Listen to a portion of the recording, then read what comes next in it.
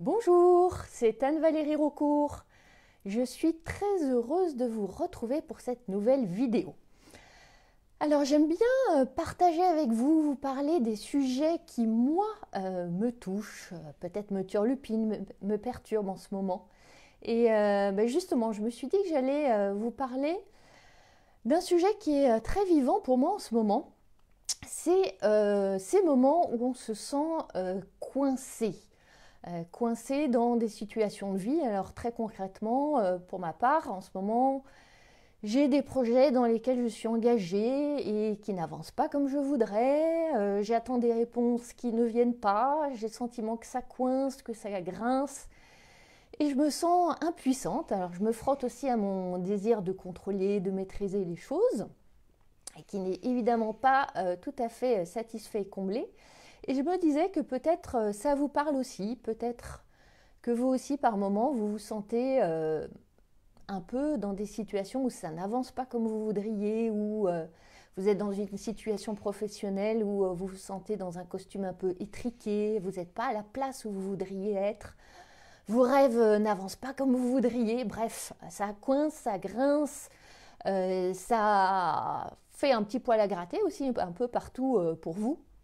Et, euh, et puis plus vous nourrissez ces pensées de c'est pas comme je voudrais, plus il y a des sentiments qui vont avec, de sentiments d'impuissance, d'irritation, de frustration, de je suis pas à la hauteur, je suis nulle, etc. Et ça s'amplifie et comme on le voit bien, on est assez vite dans un cercle vicieux. Et puis la situation peut vite sembler inextricable. Alors moi j'ai pas mal réfléchi là-dessus et j'ai un sujet là qui est un vrai poil à gratter pour moi en ce moment. Comme je l'ai dit sur Facebook il y a quelques temps, j'ai consacré une partie de l'année dernière à écrire un livre sur le sujet qui est celui qui me passionne, qui est la joie au travail.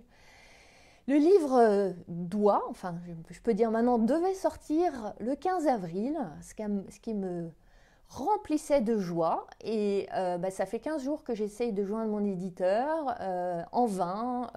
J'ai envoyé X SMS, appels téléphoniques, mail, j'ai tout essayé. Silence total, jusqu'à ce que j'apprenne par un SMS laconique ce matin que la sortie du livre est reportée au 15 mai. Voilà, chose que je voulais à tout prix éviter. Pour moi, le 15 mai est une date absolument pas appropriée pour la sortie de mon cher livre. Mais c'est comme ça. Et c'est une situation très vivante du coup pour moi et un excellent terrain d'exploration de comment faire quand je me sens coincée. Parce que là, je suis coincée. J'ai aucune maîtrise là-dessus. Je suis déçue. Alors la tentation première, c'est de ruminer, de ressasser, d'aller faire le siège de la maison d'édition. J'ai bien compris que ça ne servira à rien. Alors je vais vous livrer ma solution, ma clé en tout cas, celle que j'essaye avec sagesse de cultiver, qui est de plonger, de m'immerger, d'aimer vraiment ce moment présent, ce qui est là en cet instant. Alors aimer, ça ne veut pas dire me passionner pour, mais c'est plus dans le sens d'accepter. Et d'aimer ce qui est, c'est aussi apprécier et peut-être mettre un peu de gratitude. Alors pour reprendre mon exemple là, avec mon éditeur, alors je suis contrariée, je suis fâchée, et en même temps, j'apprécie le fait d'être éditée. J'ai eu l'immense joie d'écrire, de créer ce livre. Je sais que y aura certaines personnes qui vont le lire et que ça sera pour moi l'occasion de transmettre ce qui me tient tellement à cœur. Tout ça pour dire que la joie, l'enthousiasme, la légèreté auxquels j'aspire, ils sont là, en fait, ils sont là en moi. Pas besoin d'attendre que tout se décoince et que tout soit parfait, que tout soit comme je voudrais que ça soit. Si j'aime le présent tel qu'il est, et si je ne me concentre pas sur ce qui ne va pas, mais sur ce qui est déjà bon et bien et beau là, maintenant, je peux déjà cultiver et trouver cette joie, et cet enthousiasme, et cette légèreté, et cette satisfaction auquel j'aspire.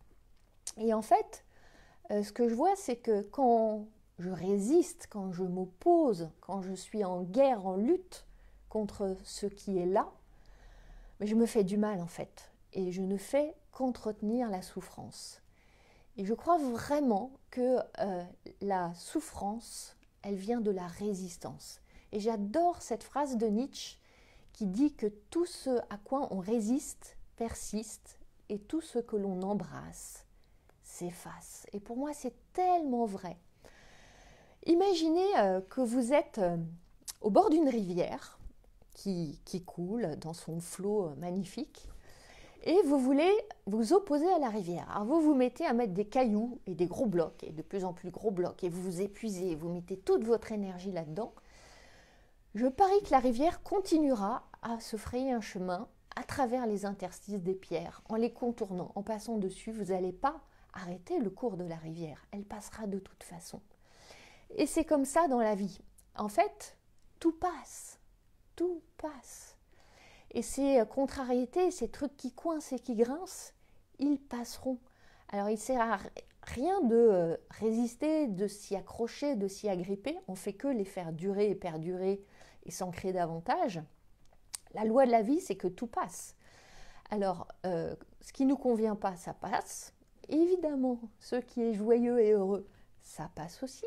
D'où l'intérêt de savourer, d'apprécier, de faire durer, parce qu'on a aussi ce pouvoir-là, de faire durer ce qui est beau et bon pour nous. Et on a en fait le choix à tout instant de soit se sentir pleinement joyeux et vivant, soit de vivre à moitié, de vivre notre vie à moitié, de vivre à moitié heureux et aussi à moitié malheureux. Donc la solution, elle est vraiment de se plonger pleinement dans l'instant présent, qui est beaucoup plus vaste et ample et riche et beau et joyeux que ce qu'on veut bien lui accorder quand on croit que rien ne marche, rien ne fonctionne et tout est crispation et frustration et désolation. Donc l'idée à laquelle je vous invite, c'est en fait une histoire d'amour avec l'instant présent. Et je vous assure qu'il y a beaucoup de choses très agréables et savoureuses et excitantes et exaltantes à découvrir dans cette histoire d'amour. Et dans les histoires d'amour des contes des princes et des princesses, à la fin de l'histoire, en général, ils ont plein d'enfants, ils fondent une famille, ils vivent heureux dans un château merveilleux. Ces enfants, cette histoire fertile et joyeuse, je vous invite à voir que vos rêves, vos désirs, vos aspirations, tout ce qui vous appelle, ce sont ces enfants-là. Et si vous vivez une histoire d'amour avec ce qui est là, et puis de toute façon c'est là, et si vous vous attachez à cultiver, à nourrir ce terreau-là, ce jardin-là, il y a fort à parier, et en tout cas ça c'est mon expérience, c'est ce que je vois, c'est ce que je vis, c'est ce que je sais, c'est ce que je sens, que vos désirs, vos rêves, vos aspirations, ce seront les enfants, les fruits de cette belle histoire d'amour avec le présent. Alors maintenant j'ai une question pour vous, parce que j'adore les questions. Dans votre vie, dans votre expérience, dans ce que vous vivez en ce moment, qu'est-ce que vous pourriez accepter, choisir d'accepter plutôt que de résister?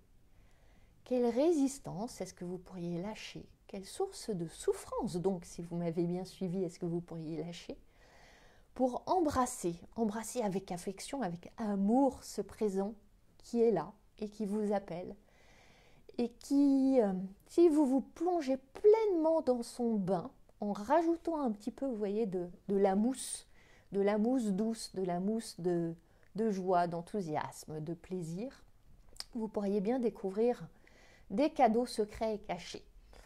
Alors, je vous ai dit, j'adore les questions, donc je viens de vous en poser une invitation. Et puis, si vous aussi, vous aimez, comme moi, les questions, j'ai préparé un livret, un guide avec 9 questions impactantes, pertinentes et brûlantes, pour explorer davantage cette joie qu'il y a à être dans l'instant présent. Alors le guide, vous pouvez le télécharger, je crois qu'il sera juste au-dessus là, ou juste en dessous peut-être, je vous laisse découvrir. Et regardez-le bien, répondez, jouez avec, parce que avant tout ça c'est un jeu. Et je suis très heureuse de vous retrouver bientôt pour une prochaine vidéo. Merci de m'avoir écouté, suivi, et à bientôt.